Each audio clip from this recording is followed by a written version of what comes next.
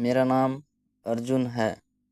मैं एक middle class परिवार से आता हूँ। कुछ साल पहले मेरे बड़े भाई की शादी हुई थी। मेरी भाभी अनुष्का बहुत ही समझदार और सुलझी हुई महिला है।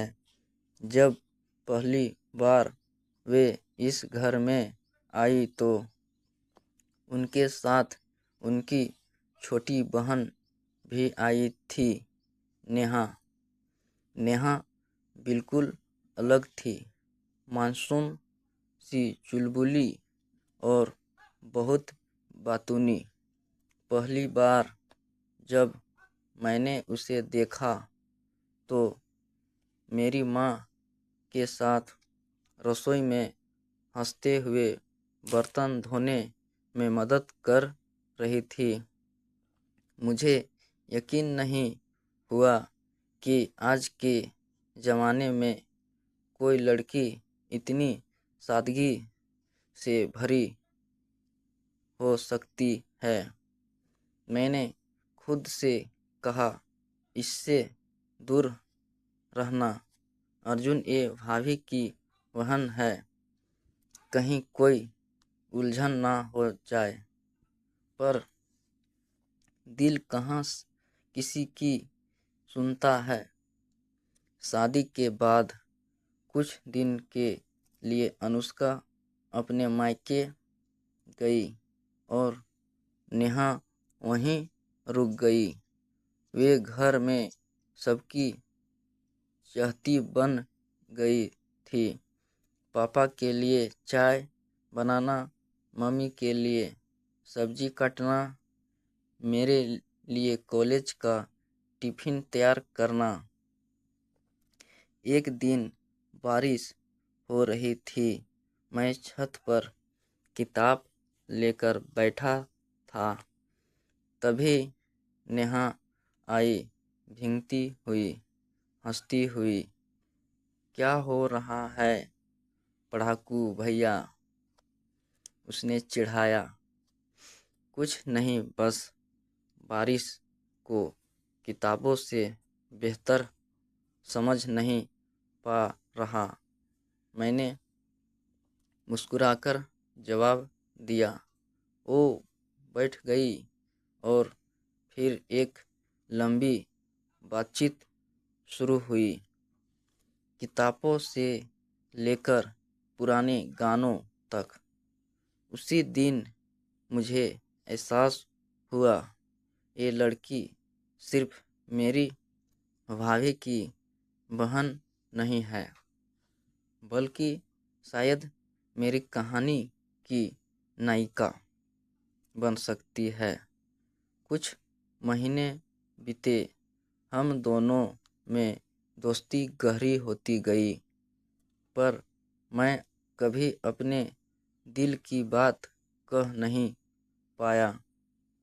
वजह समाज, रिश्ते, लोग क्या कहेंगे, ये सवाल मेरे मन में हर बार सामने आ खड़ा होता।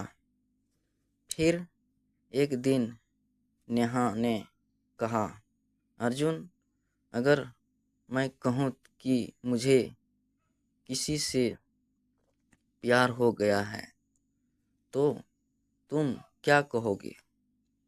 मेरे दिल की धड़कनें तेज हो गई। मैंने मुस्कुराते हुए कहा, वे पूछा, कौन है वो खूब नसीब? उसने मेरी आंखों में देखा और कहा, शायद तुम। मेरे पास शब्द नहीं थे, मैं बस उसे देखता रह गया। हमने धीरे धीरे सबको बताने की सोची। सबसे पहले भाभी यानी अनुष्का को बताया।